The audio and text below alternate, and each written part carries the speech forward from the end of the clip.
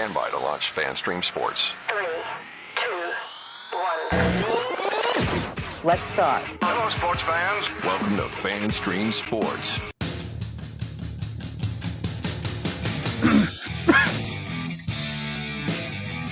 Hello, everybody. Welcome into another edition of From the Rough, America's favorite golf podcast, live from the FanStream Sports Studios in Dallas. I'm IndyCarTim, joined alongside, as I always am, PGA of America. It's easy for me to say, member himself. It's only three letters. It's only three letters, and you can't get it right. But it's three separate words that you have to put together. You could say Professional Golf Association if you prefer. Do you think I can say that? No, my mistake. I'm sorry, I forgot. There's no chance I could say Professional Golfers Association of America member John Gerber joins us as he usually does. There's just no way. I couldn't do that. Good. No. And Johnny, as he is jet setting around the country on his U.S. Tour 2023, finds himself in the thriving metropolis of Columbus, Ohio, his hometown of Columbus, Ohio. Yeah, back in Columbus, man. The weather's nice. Came back up here to visit my parents and do some FanStream sports work. You got a little rah-rah Ohio State Buckeyes is always going on as college football season is kind of, we're only about a month away, brother, from college football season, and I'm ready. That's when I start practicing my football dance. You never seen my football dance on the first college Saturday. My football dance. I got a football dance. So I'm afraid to ask. They're excited about this. Obviously, Columbus, the home of High State Buckeyes, and that's all you hear around town right now is getting ready for the season. Yep. So, when you start hearing that in Columbus, Ohio, football season's right around the corner and can't wait for it. And also know because my mother started getting her Michigan stuff out, so she is the rebel in Columbus. I think maybe her and I are the only two people. I'm now by no means am I a Michigan fan, but we may be the only two people in Columbus that are not Ohio State fans. So that could sometimes that's a little sore subject around the house. Do you drive around with a Go Blue sticker on the back of your car? I mean, that'll get you shot in Columbus, right? No bumper stickers on cars. But my mom does. She does have some some Michigan slippers. Oh, that's impressive. Yeah, you're a Michigan fan, aren't you? I like Michigan. I'm not a Jim Harbaugh fan, but I genuinely like Michigan. Like if I was living up north again, I'd be a Michigan fan. Last time I lived in Michigan, though, I worked for the Michigan State Spartans radio network, so I couldn't really cheer for Michigan, but I didn't really like the Spartans either. But for some reason, I don't mind Michigan. Like I said, I can't stand Penn State for some reason. I hate Penn State. Nope. Penn State just bothered. They're just they think they're something that they're not. First off, is they think they're the greatest. I think it's a cult, man. I think it's just a cult of I don't know. And I have a lot of great friends that went to Penn State, and all you guys know, my friends that go to Penn State. I still love y'all, but y'all are weird. You guys are just weird. So, well, see, that's what we think of the Ohio State people down here in Texas. And that's fine too, and that's fine. I mean, well, you're an Aggies fan, so that that doesn't hold a whole hell of a lot of merit. Gig 'em, baby. Just okay. What were we doing before the show? Horns up. Horns down, baby. Because you're wearing that dumbass Longhorns pullover that you got on. It's on the other side. There you go. Got to send you some real football gear. I would be less insulted. I would be less insulted if you were wearing an Ohio State pullover. No, they're going to be good this year. I'm sorry. The Longhorns or the Ohio State? Longhorns. Nah, they'll be good when they get a decent coach. I'll make you a wager. I bet they have a better record than Texas A&M. Well, yeah, they play in a piss poor conference. That's why. I'm just saying. They don't play. They got another year before they play with the real football teams in the real conference. I'm just saying. I mean, the Big 12 ain't even the Big 10. Come on. Oh, the Big 10's weak. Big 10's good. How did we turn golf into a college football preview show all of a sudden? It's all the same. We're getting ready for our new college football show, aren't we? So we got to. We got to get our psyched up for that. Definitely. Flash alert. The new college football show will be coming out here pretty soon. So we're just getting ready for that. We're almost 5 minutes into the golf show, and we haven't even said the word golf yet. Yeah, we did. You tried to say PGA. I tried to say PGA, yeah. Yeah. Yeah. But that's different. So anyway, this is From the Rough, America's favorite golf podcast. And we are going to recap the weekend's Barbasol Championship and, of course, the dramatic finish to the Scottish Open. But we're going to get into let's do the Barbasol first, because that's what I have up on my screen, actually. And so Vincent Norrman in a playoff. How familiar are you with Vincent Norrman? Because I'm not at all. Yeah, I mean, he's just one of those new up-and-coming Swedish guys that plays the DP World Tour mostly. He's had some starts here. His name kind of popped up in some WGC events a little bit. He's a young guy, just kind of molded into those young PGA Tour guys. It's young and strong and hits the ball forever and just kind of fits that model. But yeah, I mean, he's a guy on the DP World Tour that people really know of, but very unfamiliar around here. But obviously they'll know him now, him winning Barbasol, but he almost tried to give it away a little bit coming down the stretch. But no, good for him, man. It's kind of one of those realms of, maybe the new up-and-coming Swedish player that's coming up these days. I mean, you got some young guys coming out from Denmark, the Højgaard brothers, the twins.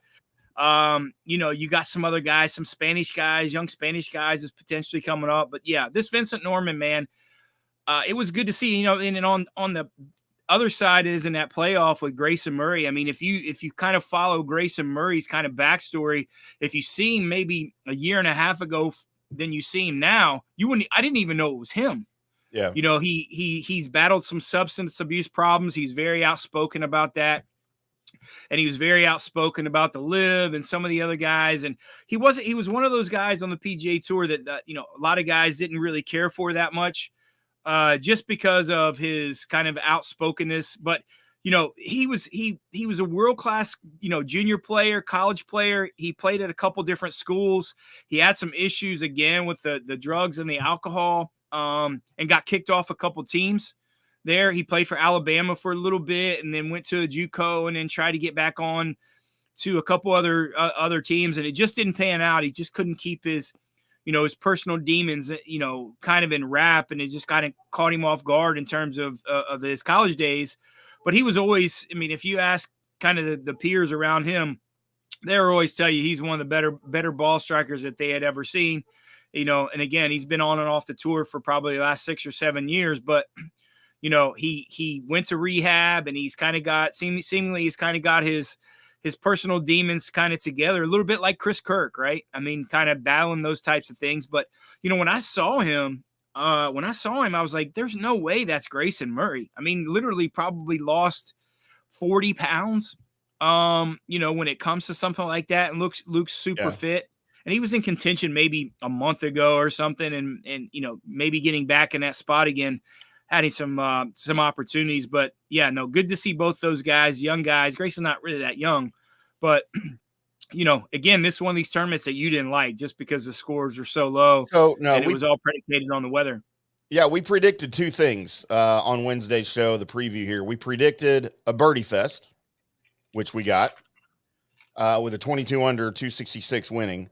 And we also predicted a first-time winner, because it's obviously it's an opposite field from where the best players are, and we got both of those things. And Vincent Norrman, that 8-footer for bogey on the last hole to get him into the playoff.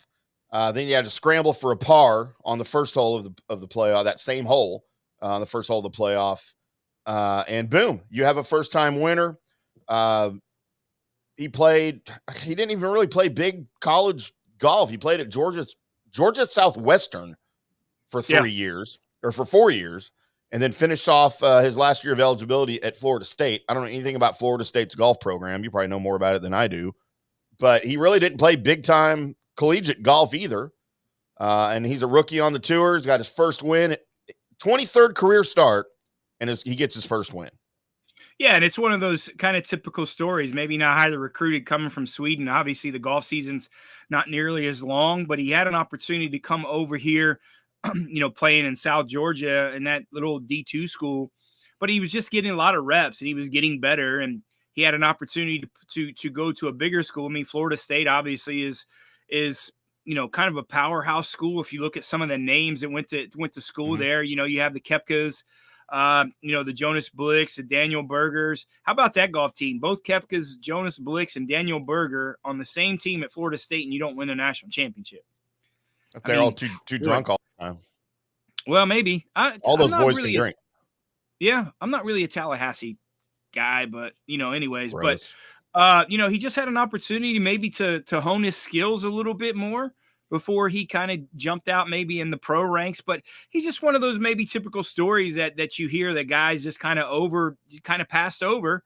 And then when he had his opportunity to come over here and play year-round golf, his skills kind of prevailed. And then he had maybe one more year at eligibility, wanted to play to a higher level to really kind of see where his game was. So, good for him to kind of take that journey, but he's still a young kid, and sure, good for him. And he gets that 2-year exemption. He gets everything. Mm-hmm. He doesn't get as many FedEx Cup points, but he still gets all the accolades that you would get as I'm pretty sure he's still getting in the Masters for that win. They changed that criteria. Mm-hmm. Some of those opposite field events, what we're going to have and talk about on Wednesday with the tournament this week. But yeah, man, good for him. I mean, again, he fits that mold of the modern day PGA Tour player, big, strong, athletic kid, hits it forever. And, when he's on and able to get all those par fives and putts a little bit, you see what happened. So we've got Vincent Norrman getting ready to win on Sunday. His girlfriend is LPGA player Frida Kinholt. Yeah. She finished up tied for 36th at the Dana Open there in Sylvania, right up the street from you, and then traveled 300 miles to surprise him. He didn't know she was there until he sunk the putt and looked up, and she was greenside. So that's pretty cool. Both Swedish players, right? So that was pretty cool. And there was kind of a little bit of backstory, not to get too far forward, is one of the young phenoms is coming up here from Columbus, Mia Hammond. She's a 15-year-old sophomore in high school.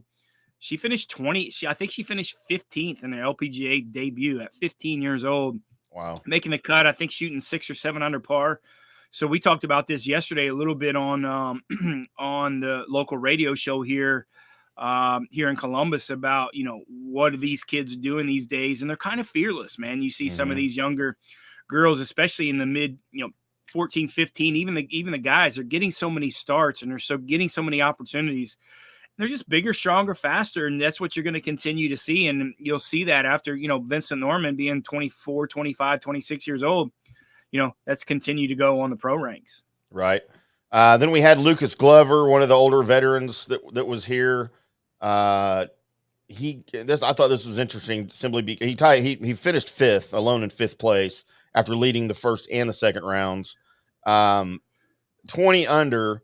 It's his 3rd consecutive top 10. He shot a 68, so he extended his streak of rounds in the 60s to 12. All of this after switching to the long putter. So it kind of shows you, man, sometimes it's just in your head, right? With these guys with their equipment, you make a switch to a long putter, and now you're rattling off all of these performances that you probably wouldn't have if you didn't change putters. I think that's interesting how stuff like that happens. It's just amazing to me. Lucas is a U.S. Open champion, right? He's always been a kind of one of those better ball strikers on the PGA Tour, but kind of dealt with some of those putting issues, which a lot of guys do, man. It's very rarely that you'll see a guy that's such a great ball striker like Lucas Glover and then kind of translate that into being such a great putter. It doesn't really happen very often with some of these guys. I mean, you kind of have one thing that you're really good at, and then you'll lack the other. And that's kind of what happens to Lucas Glover. But, switching to that long type of putter, just kind of helped his stroke a little bit. He kind of got it, not to get too golf technical, but he kind of got it a little inside and shoved it a little bit. But that longer putter makes the shaft go more vertical, so he's able to stroke the putter back and through. So, good for him, man. Sometimes that change. Sometimes you got to punish those putters, man. Sometimes you got to put them in the closet and switch up. And sometimes you got to you need a new date, right? You get that new date, you get excited, right? And then sometimes you got to go back to the thing that kind of brought you to the prom a little bit. And maybe that's just what happened. And like I said, man, good for him. He's always been one of those superior ball strikers. And look how good he's been playing probably over the last, 4 or 5 months. Man, he's always up there in contention. And, if the real diehard people it's really been following golf maybe 4 or 5 years ago, some of his personal struggles with his family and his wife's family. It's kind of been in the news a little bit. What was going on, with their marital issues. This is not the show for that. This is definitely not Jerry Springer, but. No. But those things off the golf course, man, can kind of trend and get into your golf game too, also, man. So yeah, good for him to kind of get back on track, man. He didn't win that U.S. Open by fluke, so the guy's a world-class player, and it's good to see Lucas Glover back. I played a little bit with him down in South America, years ago before he won that U.S. Open, man. And played at Clemson, and just always one of those good old country boys, man. That was great. And then interesting note here before we get into our picks for the Barbasol Championship, Marcus Kinholt, who's Frida's brother, was also in the tournament. He finished tied for 14th. And he's also Vincent Norrman's roommate for the week, as they were all rooming together. So he knew that his sister was coming in town, but didn't leak it out to Vincent Norrman until, obviously, like I said, he looked up off the green right after he won, and she was right there. So had to be a good moment for them, and it's a good moment for golf. Again, a first-time winner, Vincent Norrman, his 23rd career start. Let's get into our picks, Johnny, before we take a break and get headed into the Scottish Open. So on Monday, when I went over the entry list and I was looking at tee times and stuff, I picked Cam Champ as my winner. I guess he didn't play, but I don't see that he withdrew anywhere. I could find 0 on Cam Champ this week. Did he disappear off the face of the earth? I mean, he didn't. He missed a cut. He didn't play. He didn't play. Oh, really? Yeah, like he didn't. He had a tee time when I looked everything up. He was in the odds, and we talked about his odds. And then as I'm trying to follow on Thursday, I'm trying to follow the tournament. No Cam Champ anywhere. It didn't have him listed as under withdrawals. It didn't have him listed as anything. Like I couldn't, absolutely nothing. Like he disappeared. He must have got stuck in that Jim Beam distillery tour, man, or something. I don't know what the hell happened. They got those distillery tours all the way around there that are pretty cool. Luckily, man, I don't drink brown liquor. So, yeah, maybe something like that happened. I don't know. That happens to those guys sometime, man, that jokingly, but I know, I don't know. You're right. You did have him, and that just goes to show how great you are at picks. So when you pick them, they just don't really show up. So he just disappeared. Yeah, just disappears. So you're welcome, Cameron Champ. Yeah. Thanks, Cam Champ. I promise you, he's not going to be on the show anytime soon. Because you pick. When you pick somebody, that's the kiss of death. So, sometimes. Yeah, most of the time. Not sometimes. I mean, I picked Grayson Murray in my top 10. Did you? I hit that. Yeah, I had him top 10. After Friday, he was tied for 16th. I thought things were going great, and then he ends up finishing T7 at 18 under. Every once in a while, you know how to tie your shoes, man. I don't know. Broken clock is still right twice a day. Yeah, I mean, who's to say? But Cam Champ, trust me, it's not my fault. It's my partner there. It's him. It's not me. So please, when I give you a call to come on the show the next time, when I pick you, Cam, you're going to play well. When he picks you, I know you're not going to answer that phone call.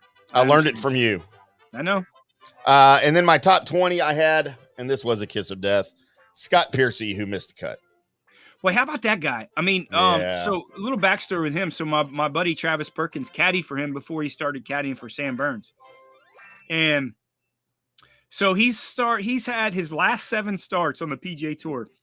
Scott Piercy, he's withdrew 4 times. Oh, wow. 4 of 7. What is wrong with this guy? So when you picked him on your card, I didn't have the heart to tell you. No, you told me. We talked about him withdrawing. You're like, you sure he's going to finish? Yeah, right. 4 well, times. He didn't. 4 of the last 7 times. Yeah, he didn't withdraw, but he might as well have. Yeah, he might as well have. So I don't know what's going on with him, and nor do I really care. I mean, he's just kind of the guy that every time I pick him, he never plays well. So I've learned my lesson with Piercy. Obviously, the guy can play, man. I don't know what's going on. Like I said, there are a lot of those things that happens on, outside the ropes on the PGA Tour. You don't really know what's really. I mean, they're real people too, man, and they got their own personal lives. So who knows? And if there is something going on with Piercy, man, hopefully it's everything's okay. But that's kind of strange, man. Withdrawing 4 or 7 starts, and you know what really bothers me a little bit about that more than anything else is he'll withdraw like after 9 holes. Like, and that's kind of not even finished, yeah. And the reason I don't like that is because if you're struggling and you withdraw, give somebody else a chance. Like, because there's an alternate list there, right? If you really have any type of qualms about playing, or you've withdrawn from half the field, let somebody else give an opportunity, man. And I promise you, they'd really appreciate it if they get a start that they might not get, and as opposed to you playing 9 holes and don't feel like playing golf, man. So giving up. Scott Pearson, if you're listening, keep that in mind. Go home and stay home, Scott Pearson. You're not going to be on any of my cards anytime soon. No. Johnny's Picks is always brought to you by Golf Central Magazine. Head over to golfcentralmag.com today for the latest issue. The July issue was just put out. It's free at golfcentralmag.com. You can get it in your inbox every month right as it comes out. You can get it first at golfcentralmag.com. Now, Johnny, I just admitted that my card kind of sucked this week, but you can't really tell me yours was much better. Well, we did cash in on Lucas Glover to finish in the top 10. It didn't pay us a lot. I mean, we made a little bit on the Barbasol, but, we really thought, man, Taylor Pendrith would make a move. We see kind of set back there, kind of one of those tigers in the weeds, right? Ready to pounce. And I thought it was a really good spot for Taylor Pendrith because, a few weeks ago when he was there, when he was playing Rocket Mortgage, he was in the lead, and maybe he was that was an uncomfortable spot for him, having a lead in a PGA Tour event where he hadn't been there in a long time. And I really thought this was an opportunity for him to kind of sit back there three or four groups back going to the final round. The guy certainly has the firepower to shoot 62, 63 on a golf course like that. He's a bomber. So that was really strange. I think he shot 1 or 2 under par the last round, which just doesn't get it done. On the PGA Tour, especially when you're sitting there 3 or 4 shots back. So, but I really thought he would kind of make a move, and maybe it's just me that I'm putting too much in his game. I think the guy's got plenty of talent to win on the PGA Tour, man, and he's just one of those other Canadians. I think he certainly is more talented than any of the other Canadians. I mean, if you look at the Canadian contingency, I mean, you can't tell me between him, Mackenzie Hughes, Adam Hadwin, and Corey Connors, maybe not Corey Connors, but certainly over those guys. I mean, he hits 20, 30 yards farther than any of those 4 guys that they consider the big 4 in Canada right now, man. But, the guy's got, maybe the guy doesn't have it inside or something like that, like these other guys do, man. But you look at that. How about that golf team at Kent State? Taylor Pendrith, Corey Connors, and Mackenzie Hughes. How about that? And you had Adam Hadwin there before he transferred to Louisville. So, man, how about those guys at Kent State? And that's a testament to Herb Page. But, I certainly think that Taylor Pendrith, those 4 guys, has probably more talent than any of them. And he hasn't shown his talent. I mean, if you look on the list of accomplishments, he's 4th on that list between those 4 guys. And I certainly don't see it talent-wise that he should be there. Right. So, man, I think more things are coming for Taylor Pendrith. I mean, we have him on our card a lot. I just thought that was a good spot for him. But that being said, we did cash in on the top 10 with Lucas Glover. Didn't pay a lot. I think we got him at plus 450 or something like that to finish. Plus 300. Plus 300. Yeah. So, didn't really make a lot of money. Didn't really make a lot of money at Barbasol, but we cashed in a pretty decent ticket at the Scottish Open. And it would have really been nice if Terrell Hatton didn't do what you would do, 4 over on the last 5 holes coming down the stretch. So, hey, listen. I don't know. Someone else I know had a triple bogey on the last hole last week. So, I don't need to hear it. Who, Taylor Pendrith? No, John Gerber. Okay. All right. You're going to mention that, huh? Thank you. Yep, I sure am. I'm not even going to mention that I played golf on Saturday in the heat, and it was terrible. So, there's your picks. Johnny hit with his top 10. I hit with my top 10. Mine probably paid a little bit more. I'm not going to lie, but I didn't bet it. I bet his because that's how we make money around here. We're going to take a quick break. We will be back with the Scottish Open recap and Johnny's best bets, his picks for the week, and Rory McIlroy with 2 of maybe the best shots I have ever seen in the game of golf. We'll talk about it all coming up next on From the Rough right here on FanStream Sports. Hello, sports fans. FanStream Sports. Hey, you like golf? There's a good chance you do, because I said so. But what do you need playing golf? Well, you need clubs, right? Clubs, you need balls. The thing that people don't usually think about is that golf bag. And that's what most people see when they look at your golf clubs, like right off the bat. And if you've got a raggedy bag, it's not doing you any favors, bud. So get you a new bag. Go over to orca-golf.com. Orca-golf.com. Why are you going there? You're going there because you want a golf bag, but you want one that's kind of screams you. So you want to pick the colors. Well, you can use your own custom colors. Maybe you have a logo in mind. Maybe it's your logo. You're like Prince. You just have a symbol. That's the case. Dude, you can get your logo on there. Your name, just get it done exactly like what you want it done.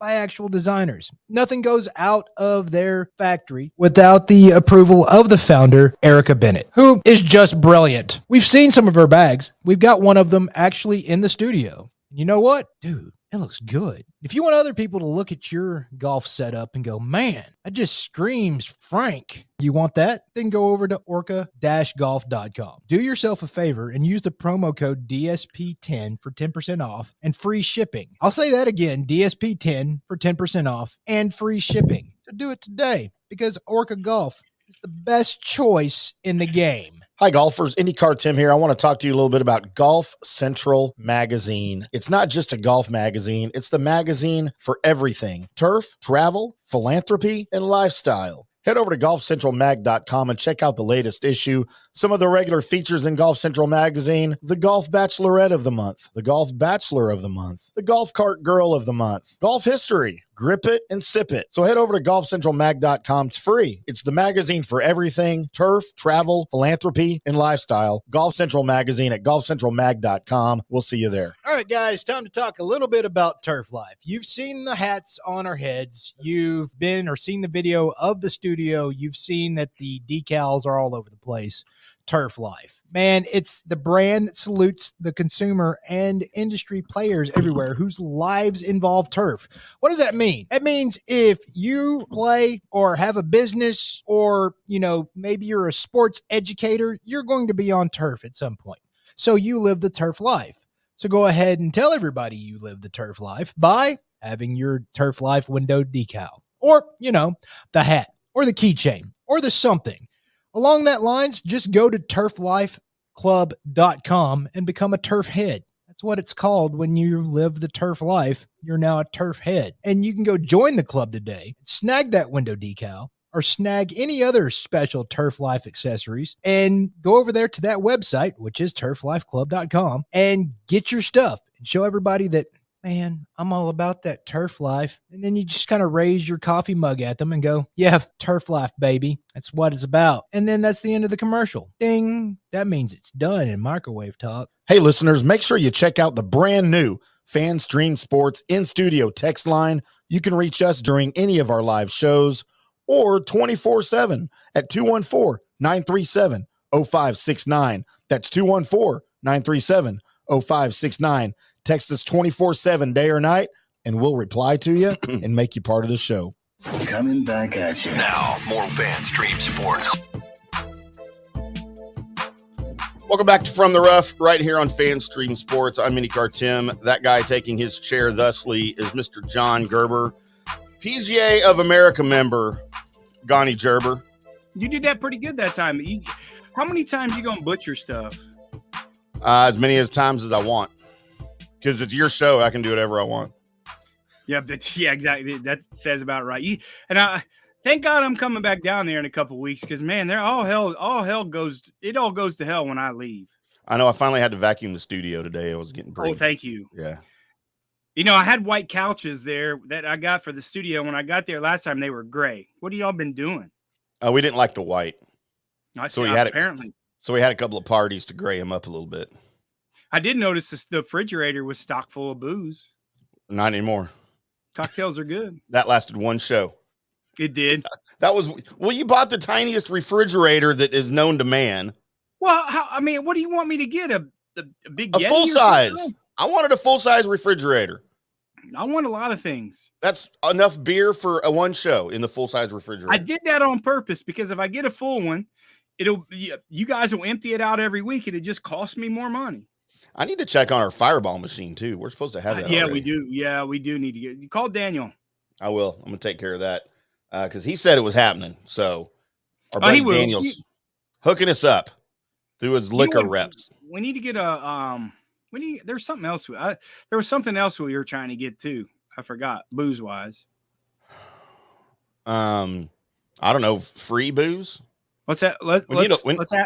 Let's ask Grayson Murray what he used to do. We'll figure it out from there. How about that? We need a liquor sponsor is what we need. We do. Well, I thought we had one, and we do have one. We just gotta push that. We're waiting on it to pay off.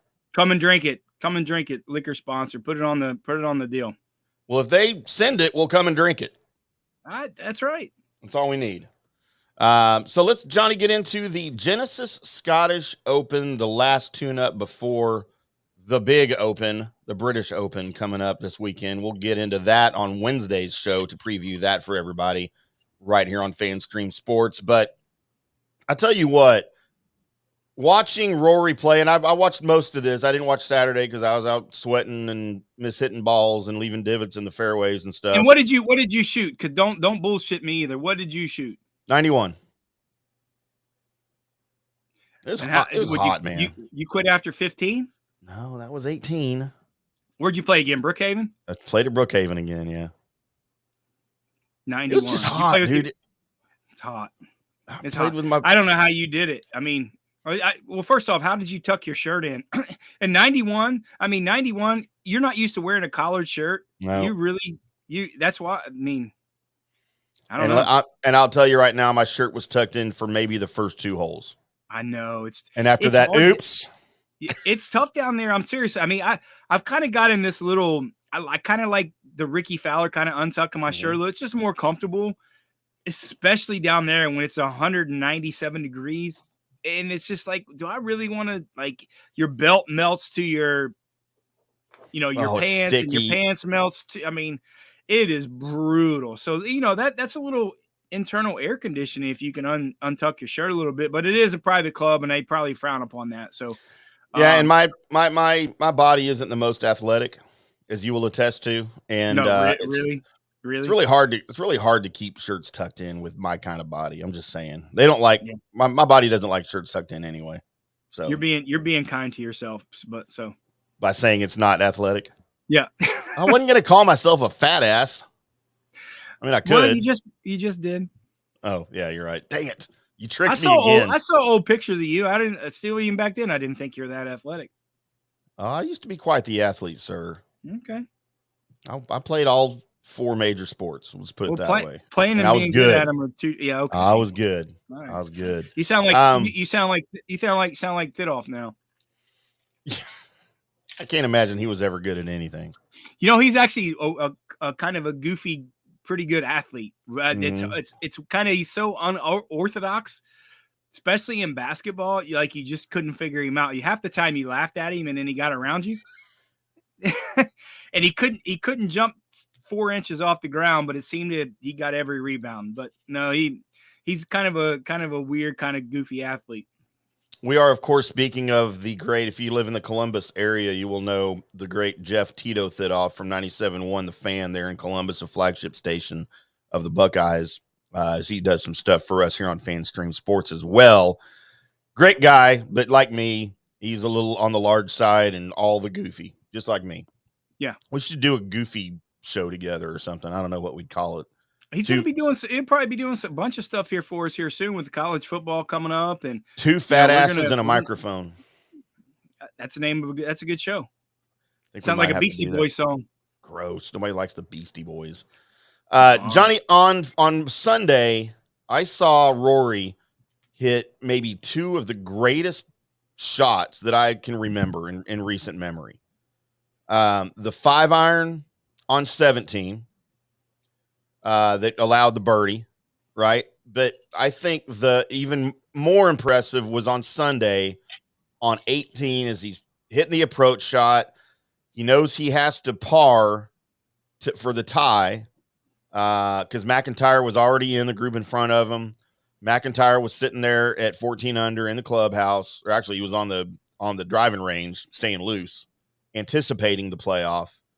And dude, he goes up and he had that, I forgot what they call it, like a hybrid driving iron. I think it's a driving iron is what they called it. And he went up there with that and he hesitated. He stepped back. He looked at it again. He readdressed the ball, shook the club a little bit. And then he's like, no, this doesn't feel right. So he went back to the bag. He grabbed his 2-iron. Dude, and I love guys that can hit long irons like that because he can do, and I'm gonna know all these guys can. They're really good. But man, watching that 2-iron, actually watching it be the right club, first of all, after his indecision with the driving iron, watching him hit it, and it ended up being not just the perfect club, but he hit the absolute most perfect shot. It was windy. Dude, I don't think that ball flight, the apex of the ball, ever got above like the grandstands on 18, dude. It was a low line drive, like shots that I hit on accident all the time when I'm trying to get it air under it, But dude, and he just punched it up on the green. It rolled up to 10 feet, 8 inches to the cup. And dude, I'm telling you, just because of the drama around that shot, because of what he had to do on that hole, really just thinking he was going to par it, because that hole was playing as one of the hardest holes on the course that weekend, past weekend. I think only 3 guys had birdied it before him on that day. And man, for him to hit that shot and leave himself 10 feet, 8 inches, and then he gets up there, and as you're watching it, you're like, there's no way he's going to make this 10-foot putt. Like, this is one of the hardest 10-foot putts you will ever see on the tour. And as soon as he hit the ball, you could tell he thought he mishit it. He knew that he missed it. That's why he's laughing. Yeah, and it rolls in, and he just, are you kidding me? Like, you could hear him thinking this, He just looked up. The camera panned over to McIntyre, and McIntyre just sort of like, what are you going to do, Yeah. Isn't it funny going into that round? I mean, you kind of look at that round, Rory's sitting in, he's been in that position so many times, probably in the last 3 or 4 months, right? And he just kind of seems to falter coming in, and it looked like he was going to do the same thing after shooting 2 over par on the front side. So you're like, okay, this is Rory being Rory again, in his recent form, having some opportunities to win and not really closing the deal. And then you saw there Hatton, kind of took the lead a little bit before he faltered. But hey, man, hats off to Robert McIntyre, man. Bobby Mack, man. How about that? I mean, the guy, and you look at Rory, who birdied last hole. So did Bobby Mack. And you look at that, and if you look at a couple holes coming in, on that par 5, Rory was 296 in that par 5 downwind, and he hit the same club that he hit on the 18th hole 206 yards in. So you could tell how much that wind was really blowing when it came to that shot. And I was watching the tournament and kind of reviewing a little bit, and I was just like, same old Rory, right? After he shoots 2 over par on that front side, I said, here we go again. And we kind of previewed on some other shows, some other stuff that we do across the country when we talk a little bit about the British Open, that, it doesn't it really kind of set up a little bit for Rory. I think he was a little, this is maybe a week premature than I really thought that would really come to fruition for Rory at Royal Liverpool, where he's won before at Hoylake there. So it kind of set up perfect. But, I mean, how about that? He'll tell you, man, that last shot that he hit on the last hole how about that big difference? Almost 100 yards difference in a golf shot that he has there, from a couple hole prior to that one. So that just goes to show you, man, he's swinging at it well. And for him to make that putt, and like I said, look at Bobby Mack, man, both of them burning the last hole, the hardest hole on the golf course for the day. They're both birding last, and Bobby Mack being Scottish, kind of his home open. I felt a little bit bad for him, but it was awfully good to see him play well. And I really thought he had it. I mean, look at Roy shooting 4 under on that backside. That's some damn good golf, man, especially on that last hole. Well, he birdied 17 and 18.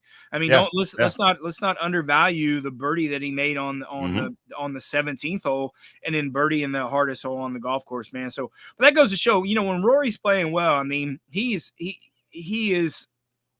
there's no one better in the world. I will always tell you and do the comparison is, you and I talk about this all the time. If you take the top 10 best players in the world and you have them all play at their best, I'll take Rory all day long. I really will. He is by far, when he's playing his best and everyone else is playing their best, he is hands down better than them. He just is. And,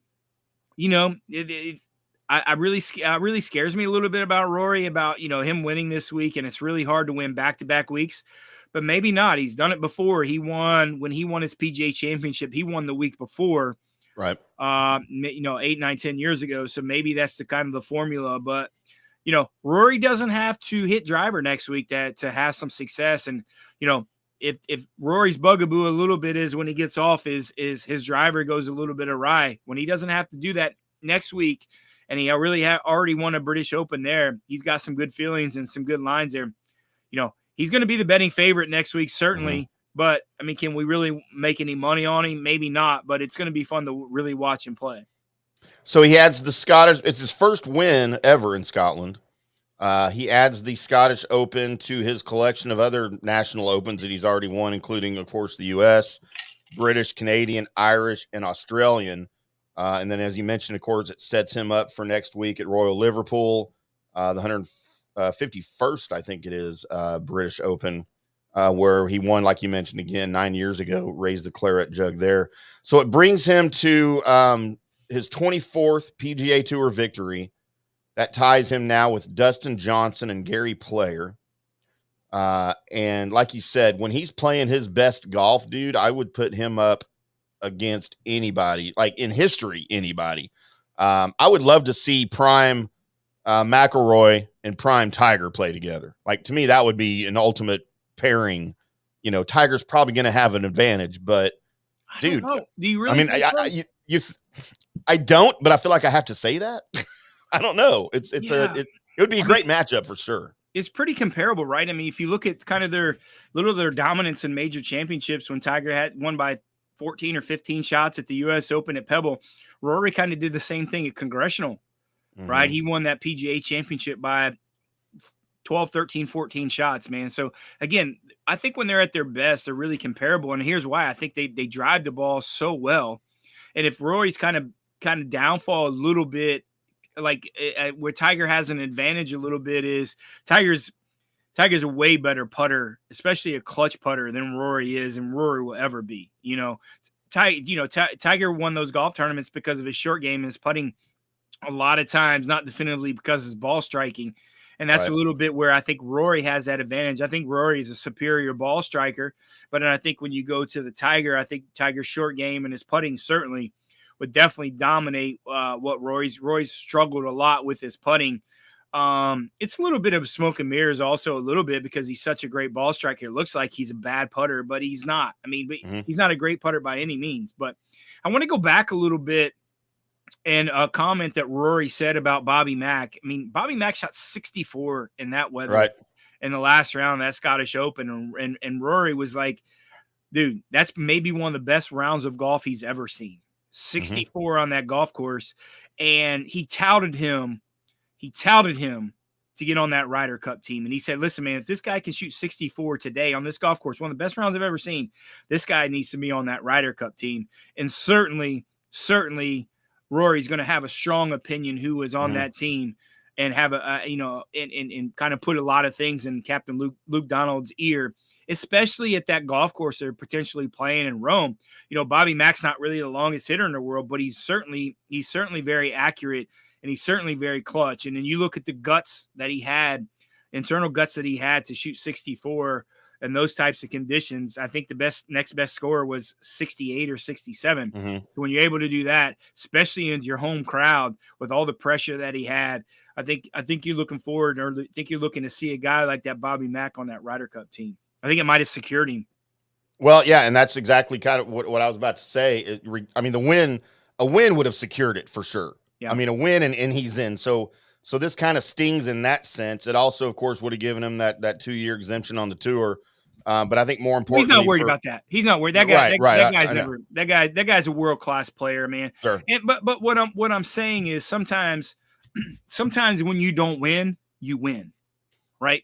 I mean, seriously. I mean, good things can still happen to you when you play well, even if you don't win, for sure. But just that type of, playing in that, it's very difficult to win, and there's a lot of things that goes your way. But when you shoot that type of score, the last round, and your national open with all the pressure that you have, and you birdie that last hole, it's certainly opened the eyes. If Luke Donald. I'm sure he's already been on the radar, but I don't think he's on the points. I think he'd have to be a pick. But certainly after that performance, even though he didn't win, he got beat, man. Really, I mean, there's a difference between giving it away and winning, but he just got beat, and he did everything that he could. And certainly, like I said, he's certainly that solidified him on that Ryder Cup. And Ryder Cup's 60 days away, man. So you want a little bit of that hot hand. And you say that he didn't give it away. Rory absolutely won it with those, like I said, the two amazing shots on 17 and 18 and the two birdies. I think if there's one spot probably McIntyre would like to have back in that final round, it's going to be that, I don't know that completely inexcusable bogey on the par 5 16th. Yeah, that was inexcusable. Yeah, you can't bogey, coming down the stretch. I mean, there's two things worse that these guys hate. They hate 3-putt and they hate bogeying par 5s. I mean, that's just like the kiss of death to to the PGA Tour players. Mm-hmm. And that you just can't do that. I mean, in retrospect, you look at it, maybe did he lose the golf tournament when that, but if he makes par there, he shoots 63 on that type of day in 40, 50 mile an hour winds, man. Mm-hmm. And if he starts at the beginning of the day and say, hey man, Bobby Mack, I'll give you 64 and you sit in that clubhouse, I promise you he's going to take it all day long. Hindsight's 2020, I guess, but he showed a lot. He showed a lot of guts, man. And I've liked him for a long time. Mm-hmm. I mean, even though he is a crossbow, he swings at it from the other side of the fence, but he's been a world-class player for a long time, and no one's surprised. He won last year. And again, look at this. He won last year in Rome at the same course where they're playing the same golf course. So that, like I said, I mean, how do you not pick that guy if he's not already automatically going to be on the Ryder Cup? What's the name of that? Marco Simone. That's where, and like you said, he's already won there. So yeah, I mean, I don't know if it's a lock that he's on the Ryder Cup, but I mean, how could he not be? Things are certainly aiming in that direction, especially when the kind words that McIlroy had for him after the tournament. For sure. And like you said, yeah, go ahead. Well, especially look at the guys, the live guys that aren't going to be playing. All right, so I mean, you look at some of those stalwarts. Certainly the Sergios and the Poulters and the Westwoods; those guys aren't playing. And I firmly believe with the stance that Luke Donald has already had, unless something changes, man, you look at the U.S. side is a little bit different because those guys are already have the points, right? Mm-hmm. I don't know. There's still a lot of things could happen in the next 60 days. They could come together and decide, hey man, we are going to now with the merger with the Live and PGA Tour, maybe they decide to do that, or maybe they say, hey man, let's try it this way. And let the dust settle a little bit, and just kind of go with. And maybe that gives an opportunity for the European guys to get some younger guys on the team, like the Højgaards and like some of these other guys. That I mean, I promise you, there's going to be an Italian guy. Is Molinari get on that team? Sure. Yeah, maybe. I mean, it's kind of a smart decision if you get Frankie on that team. And that really kind of helps that morale. So it'll be interesting. Ryder Cup is one of my favorite events ever. I mean, you give me the Masters, you give me the Ryder Cup, I'm all in. And a little bit of the Ryder Cup is, man, that I love those matchups, like those matchups for our betting picks, things like that, man. Those are fantastic. So, yeah, the Ryder Cup is one of my favorite events. Absolutely, I love watching all the international golf like that, even the collegiate and international golf stuff. I love watching all of that.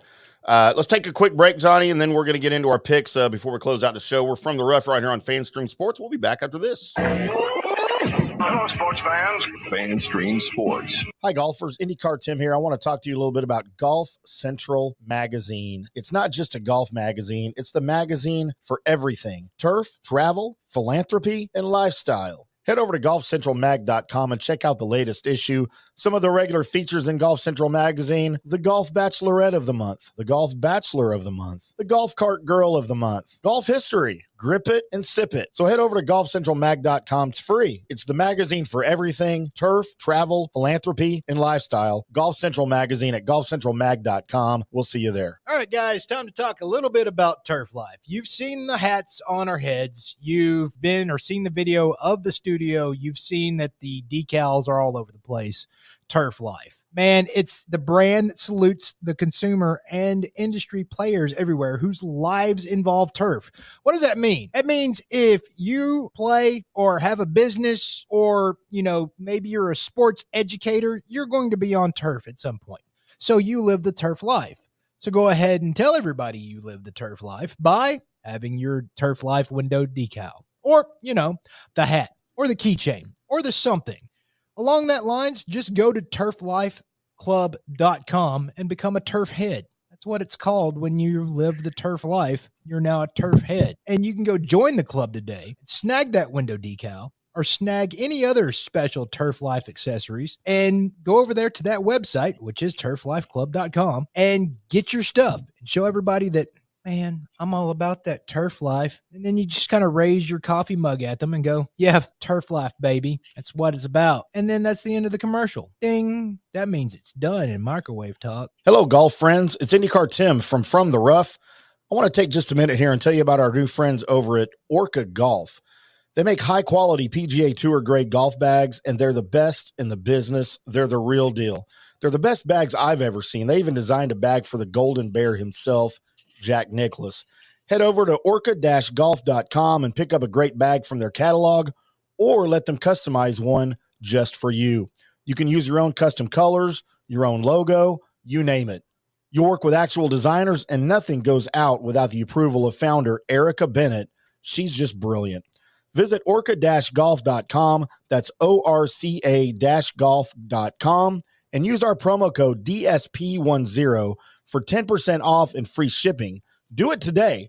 Orca Golf, best choice in game. Guys, let me tell you about Bay Area Modern Medical Center.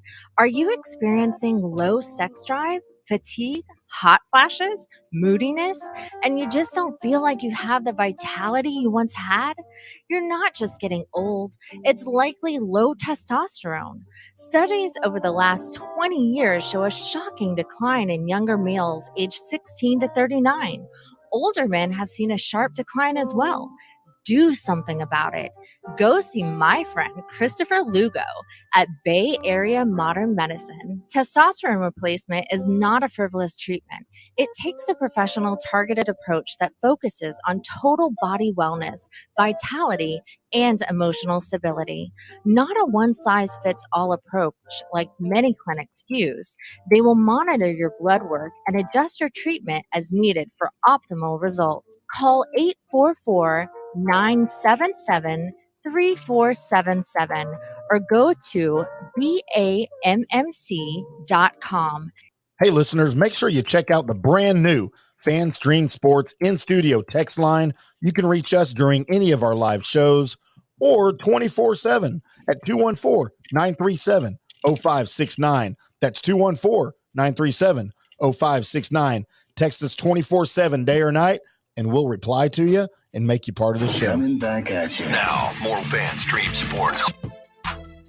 Welcome back to FanStream Sports. We are from the Rough on a Monday, recapping the Barbasol Championship and the 2023 Scottish Open, discussing just Rory's just amazing, really the final nine. He didn't have a great front nine on Sunday, but he certainly had just an incredible back nine. Would you say 4 under on that back nine?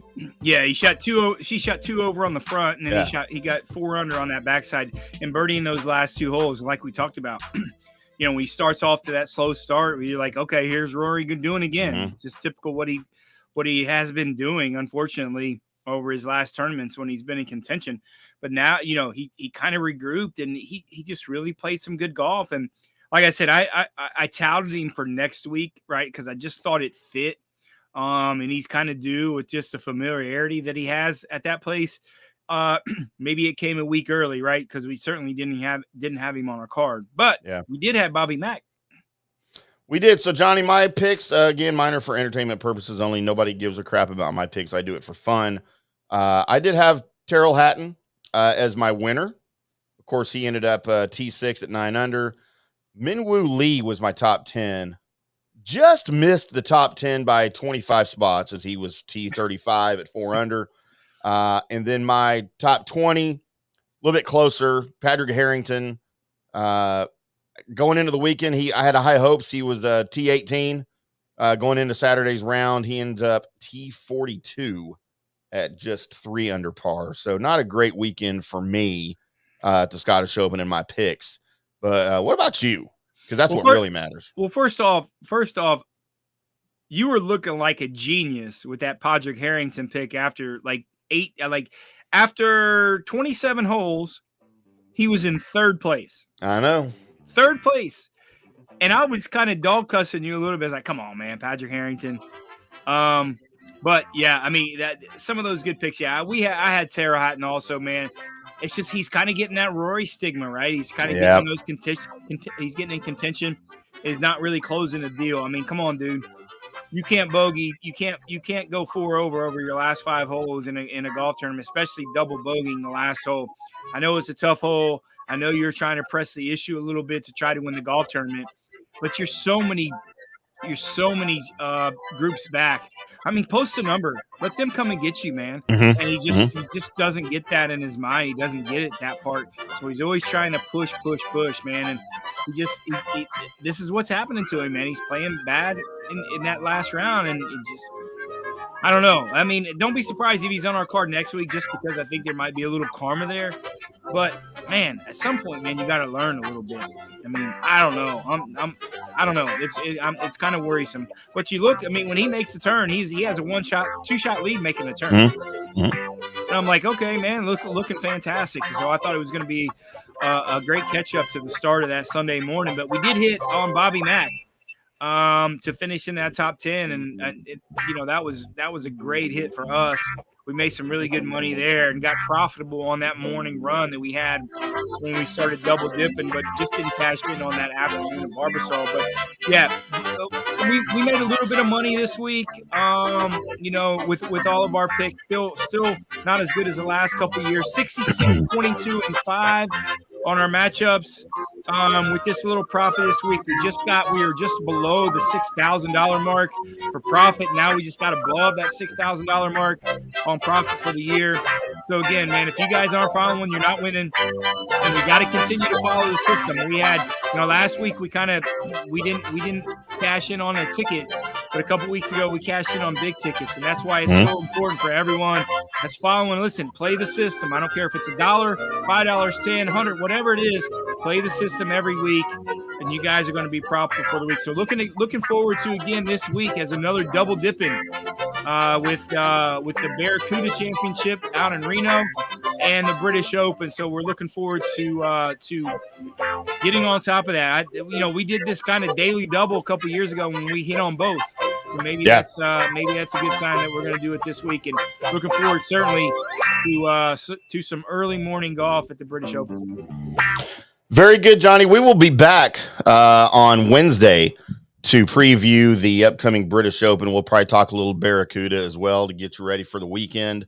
We need to give a special shout out and a special thanks to Orca Golf, special sponsor for us. I'm telling you, the highest, best quality PGA Tour golf bags on the market. Head over to orca-golf.com. You can pick something from their already amazing catalog. You want something custom with your custom colors, your company logo, your name, whatever you want, they'll set it up for you over there at orca-golf.com. Use the promo code DSP10, DSP10 for 10% off your order and free shipping over at orca-golf.com. I'm telling you, these bags, we've got one in the studio. I'm using it. I'm carrying it now. I'm playing with it. It's freaking amazing. No, it's good. I get comments all the time on this bag, and I just have the simple black, full black one. I don't have any of the custom stuff on it, but people can see it from a mile away, and they're like, holy crap, where did you get that golf bag? High quality stuff. You guys go check it out, orca-golf.com. We'll be back on Wednesday, 5 o'clock Central, 6 o'clock Eastern, right here on the FanStream Sports Network at fanstreamsports.com and on the new FanStream Sports app available for Android. Go over to your Google Play Store, download it now. And for Apple soon, we're just waiting on Apple to approve it. We've submitted it and we're ready for it, but we're waiting, as most people do, on Apple to decide to do something. So that's out of our hands, but we'll let you know when it's ready. But all of our live shows, all of our streaming shows, the updated shows every day, we update content on the app and on our live stream every single day so that everything is fresh and current for you at fanstreamsports.com. We're going to do it again on Wednesday. Until then, Johnny, we'll see you. Maybe. Or will we?